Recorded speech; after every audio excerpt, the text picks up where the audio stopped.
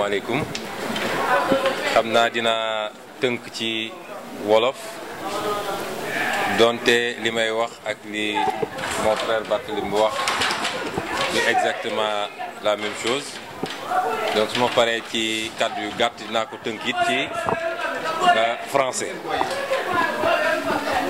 di commencer ci massawu askanu Sénégal gannaaw bu ñu nuyoo Sénégal yépp door ko ci kilifa yi ak kilifa gu munti doon boo teg ci peuple bi yépp askan bi yépp di leen massawu ndax yii xew bu doon suñu coobare ñun dong lii dina gëj Sénégal wala du fi amati su amee it fitna la ci Sénégal yépp ñëpp am njàqare ñëpp jaaxle ñëpp tiit te saa su amee it nu mu tuuti tuuti dina am ay nit yu ci gaañu bii paa nag ñu ngi sant yàlla bu dee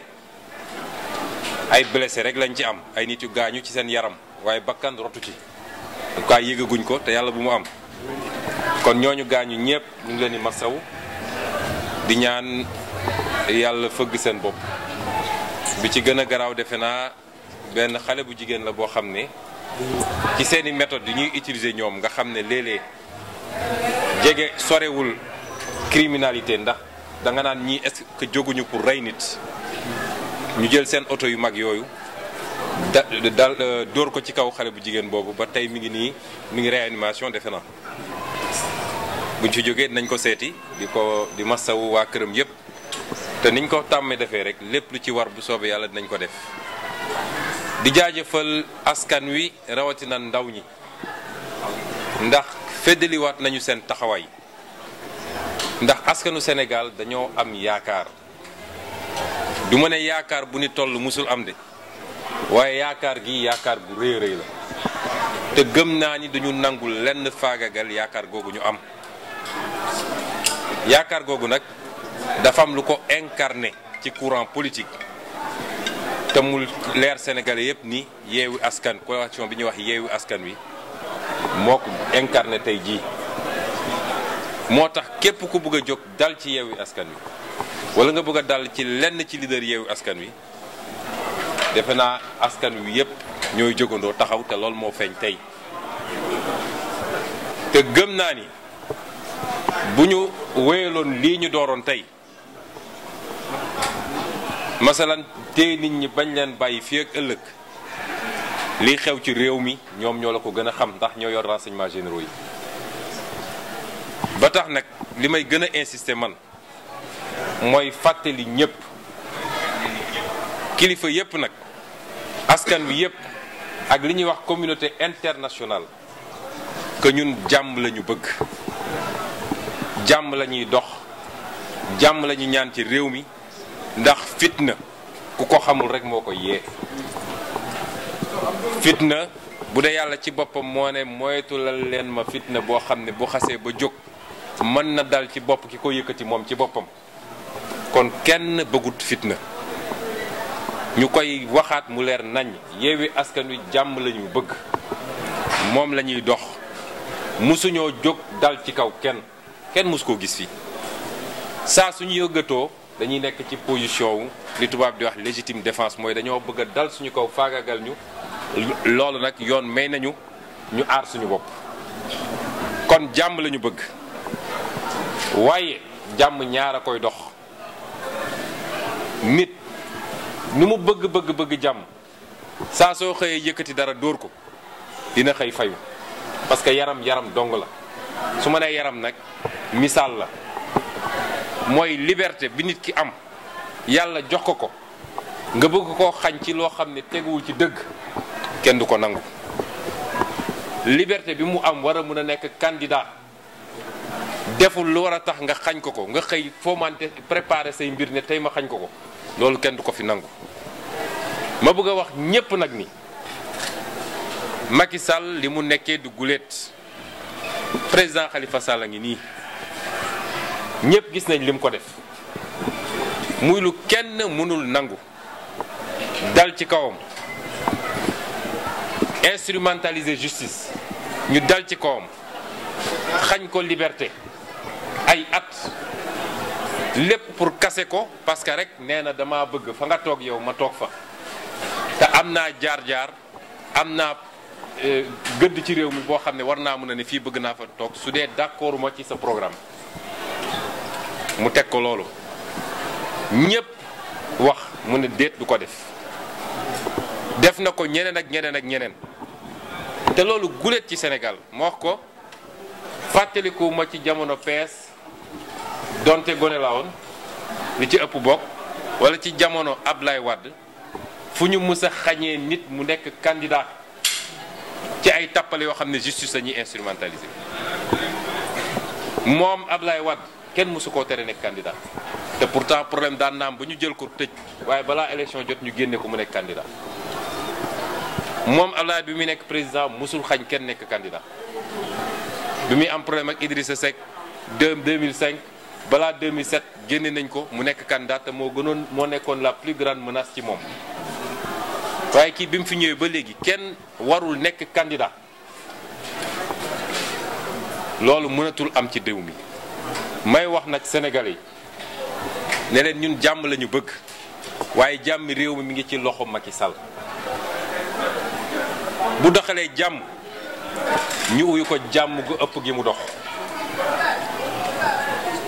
bu doxalee fitna nag dinañu fekk fii ñu fay ko fitna gu tolloog fitna googu wala gu ko ëpp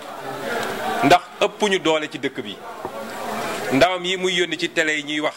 xam nañ ne bu dul woon police ak gendarmerie bu dox suñu diggante suñu benn xëy xajul ci ñoom bis bu nañu wax waaye tey fan la ñu ne woon kenn gisu leen ci mbedd mi nañu génn su dul woon police ak gendarmerie ñu ak ñoom kese fii ci réew mi benn fan ñoom ñëpp ñu tuxu Gàmbi kon ñun jàmm lañu bëgg waaye jàmm jaa ngi ci loxo Macky Sall la ñuy xaar ci moom mooy noggatu beeg xoqatal bi jeex na dootuñu nangu mu dal ci benn leader fii ci Sénégal ci loo xam ne tegul ci yoon neewuñu lu jaadu de parce que ñun it ay citoyen lañu bu ñu defee lu warut yoon dafay dal suñu kaw mais fexe ay mbir yoo xam ne teguwul fenn instrumentaliser justice ne da ngay dal ci kaw nit ñi loolu jeex na ci réew mi te lum ko jaral benn jaral nañu ko fukk nag jàmm lañu bëgg jàmm jaa ngi ci loxo Macky Sall ñu koy wër di ko jay naan ko yowa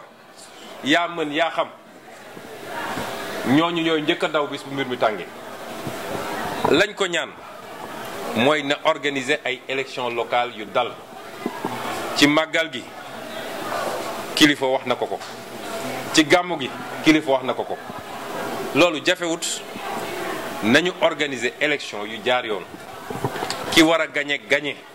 wala ñi war a gañe ñu xam ni ñii la askan wi mooy tànn moom dong réew mi continuer dox fii rek boobu caaxaan yi mu nekkee na ko teg fële kon moom la ñuy njëkk a adressé na bàyyi fitna gi muy taal su paree jël avion daw na yem te xam ni moomul réew mi ñaareel bi justice ñu ngi leen di ñaan dafa am fu mbir di toll ci réew nit ñi dañuy retrouver li tubaab di wax la dignité professionnelle mooy orma bi nga xam ne wala gëdd gi nga xam ne moom nga war a jox sa liggéey sa diggante yow ak yàlla kese nga delloo ko foofu Macky Sall benn nit rek day romb daf fiy jógee ndax avant moom président amoon na président amaat kon liñ leen di ñaan nañu bañ ñu leen di instrumentaliser du loolu mooy justice cim réew justice moo war a stabiliser réew waaye justice warul doon facteur bi taal réew te li fi xew diggante mars ak tey wane na ni loxo justice génnu ci ñuy ñaan justice nañu delloo ci seen xel ñetteel bi administration territoriale ndax li xew tey fële ca Ndar wane na ni la administration territoriale doon def du yoon nañu xam ni sénégalais ñoo leen di fay seen salaire nañu njaboote ñëpp te doxal yoon parce que injustice yu ndaw yooyu ñooy daje ba xëy réew mi egg fu mu warut a egg bu mu jëbi nag toujours mooy appel bi ñuy lancé li ñuy wax les forces de défense et de sécurité ñoom ñoo yor suñu kaaraange ñun ñëpp koy toppee ba keroog mu organiser dernière élection daal di takk ay bagaasam dem ñu ñaanal ko yàlla mu dem toog Mermoz ci jàmm di dox ay soxlaam réew mi continuer askan wi tànn ki leen soob ki leen gënal moo xam ci mbooloom lay jóge moo xam ci opposition lay jóge loolu lañ ci bëggoon wax ci gàttal la ca xew nag li ci des yépp yéen a ko gisandoo ci li xew tey ci bés bi te mun naa ne reproduction wala dañoo delloo si waat ak li xewoon fi mois de mars citoyen bu ñu convoqué ba pare ne ko doo egg naka la ñu mun a convoqué citoyen génnagul këram sax ñu ne renvoyé nañ procès bi Barthélémy Dias ci internet la war a yégee ni moom renvoyé nañ procès bi xanaa kay ñu may ko ba mu dem tribunal ñu ne ko ah renvoyé nañ procès bi notifié ko mais génn sa kër egg ko tribunal presse bi yëpp bind naan renvoyé nañ procès bi ñu xamee ni foofu lañ doon jëm lu waraloon lii lépp lan moo ko waraloon kon loolu dootuñu ko fi nangu Macky Sall na ko xam te noppalu. Brièvement en français, j'aimerais dire simplement que nous, des promoteurs et des adeptes de la paix, parce que rien de grand ne peut se faire sans la paix. Ceux qui parlent de guerre, ceux qui parlent de guérilla, ceux qui parlent d'insurrection, ils ne savent pas ce que cela veut dire. Moi qui ai eu la chance de grandir dans une zone où les armes crépitaient tous les jours, je sais ce que c'est que la guerre. Vous ne pourrez rien construire de bon dans une situation d'absence de paix. Vous ne pourrez garantir la santé à personne, vous ne pourrez garantir l'éducation à personne, à fortiori construire des routes et des autoroutes ou créer des emplois pour les jeunes. Donc nous ne pouvons pas aujourd'hui être des prétendants à la magistrature suprême et n'avoir que ce pays, parce que nous ne détenons aucune autre nationalité que la nationalité sénégalaise. Et nous en sommes extrêmement fiers. Nous ne quitterons jamais ce pays pour rien au monde. Nous y sommes nés, nous y avons grandi, nous souhaitons y mourir et y être enterrés. Nous n'avons que ce pays et rien d'autre. Nous ne pouvons souhaiter que le bien de ce pays. Réitérer que la coalition Yewwi Askan Wi, dans son ensemble, comme dans les individualités qui la composent, est le premier promoteur de la paix dans ce pays. Mais pour qu'il y ait paix, il faut que tous les acteurs jouent la carte de la paix. Et Macky Sall n'a jamais joué cette carte. Il a pu faire ce qu'il a pu faire les 7 premières années de son règne. La conjoncture certainement le facilitait. Il a pensé pouvoir continuer sur ce rythme. Les événements du mois de mars auraient dû être une alerte pour lui. Il aurait dû en tirer toutes les conséquences et se ressaisir. Mais nous sommes au regret de constater que l'homme ne connaît que le rapport de force, il ne connaît que la violence. Je voudrais dire que nous souhaitons la paix dans ce pays, mais la paix est entre les mains d'un seul et unique homme qui s'appelle Macky Sall. S'il nous invite sur ce terrain, il aura la réponse adéquate, parce que nous la souhaitons, cette paix. Mais s'il pense pouvoir continuer à liquider des adversaires politiques, à truquer des élections pour se préfabriquer des victoires techniques, il se trompe lourdement. Cela relève du passé parce que nous ne l'accepterons plus. Et si c'est cela qu'il veut nous opposer, il aura la réponse qui s'y est sur le terrain. Parce que j'ai tendance à dire que sociologiquement, Macky Sall sait qu'il est extrêmement minoritaire dans ce pays. Macky Sall sait qu'il ne peut pas mobiliser les jeunes s'il n'avait pas les forces de défense et de sécurité. Aujourd'hui, vous savez qu'on ne ferait qu'une bouchée de lui et de ces quelques ouailles qui, après avoir pillé toutes les caisses de l'État, sont sur les radios et les télés à piailler. Nous voulons dire à tout le monde, aux autorités religieuses, à la communauté internationale, au peuple sénégalais dans son ensemble, et je le réitère, que nous souhaitons la paix pour ce pays,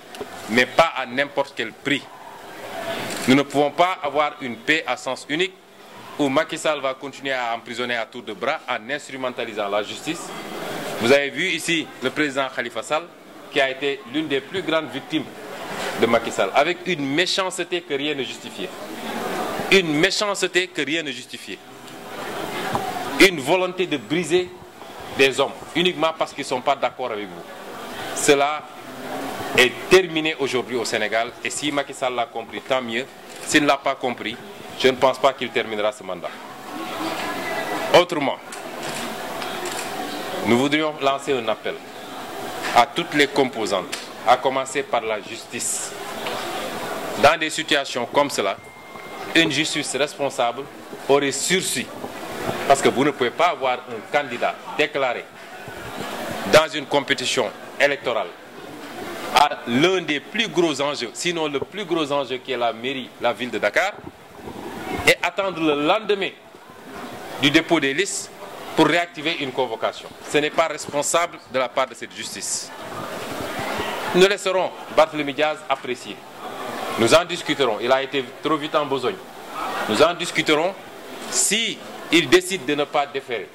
à la convocation du 1er décembre, parce qu'il sera déjà en pré-campagne. Nous serons à côté de lui. S'il décide de déférer, nous serons à côté de lui, comme aujourd'hui, pour l'accompagner jusqu'au tribunal.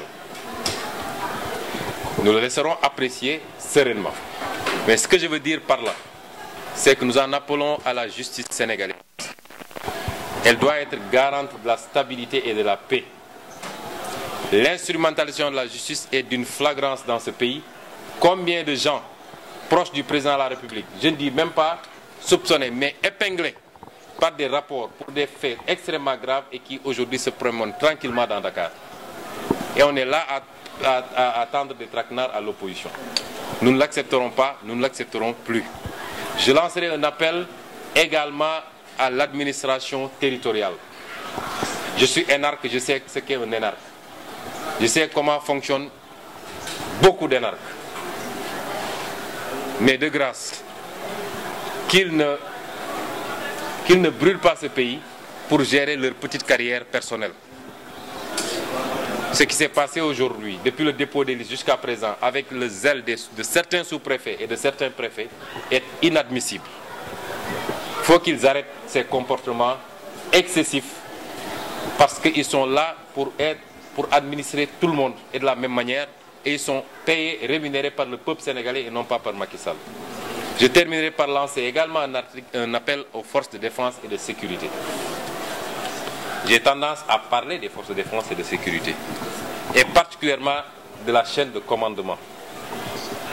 L'usage excessif de la violence ne peut produire rien de bon. Rien ne justifie le comportement des forces de défense et de sécurité aujourd'hui, au point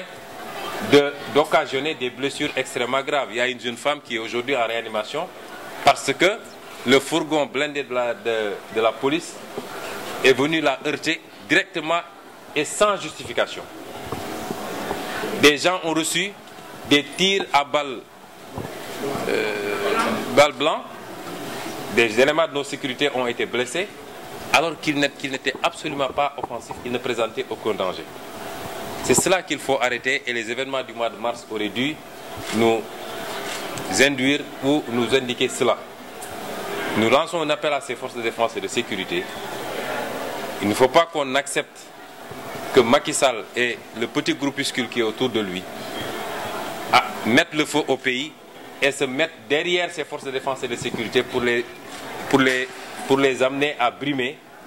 ou à casser de l'opposant ou du citoyen simplement. Parce que ceux qui sortent, pour la plus grande partie, sont des citoyens qui sont simplement révulsés par ce qui se passe dans ce pays. Voilà ce que nous voulions dire en résumé. Et nous vous remercions pour avoir été là, avoir été patient. Merci beaucoup.